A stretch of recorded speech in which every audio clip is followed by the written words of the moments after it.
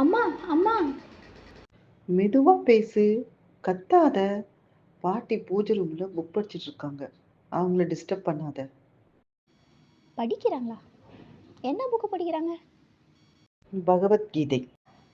அதை வழக்கமாக பூஜை தானே பண்ணுவாங்க, இப்போ ஏன் படிக்கிறாங்க? பொதுவா வயசானதுக்கு அப்புறம் ஒரு 60 வயசுக்கு மேல இந்த புக்கை படிப்பாங்க. ஏம்மா, அது என்ன புக்கு? அதில் என்ன இருக்கு? பகவத்கீதை அப்படின்னா பகவானின் கீதை.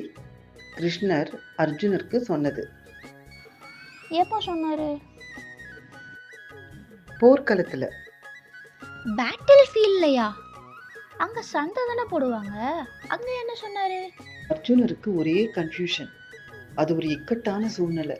நம்ம என்ன பண்றது, எது சரி எது தர்மம்னு கன்ஃபியூஸ் ஆயிட்டாரு. அதுக்கு கிருஷ்ணர் கிளாரிஃபிகேஷன் கொடுத்தாரு. சரி, அதை எதுக்கு பாட்டி படிக்கிறாங்க? அர்ஜுனருக்கு ஒரு கன்ஃபியூஷன் வந்த மாதிரி நம்ம லைஃப்லையும் கன்ஃபியூஷன் வந்தாலோ, இல்லைன்னா சில இக்கட்டான சூழ்நிலையிலையோ, சில நேரம் நம்ம கரெக்டாக தான் செய்கிறோமான்னு நமக்கே ஒரு டவுட் வரும்ல, அந்த மாதிரி நேரத்தில் இது ஒரு கைடு மாதிரி.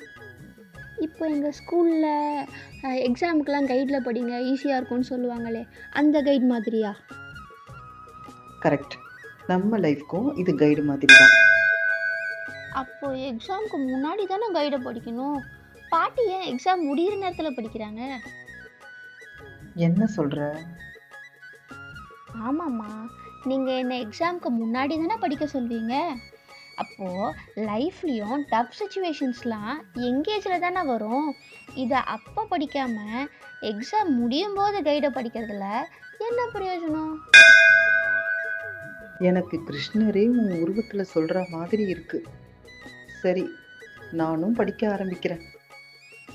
அம்மா, எனக்கும் படித்த அந்த கதையை சொல்கிறீங்களா?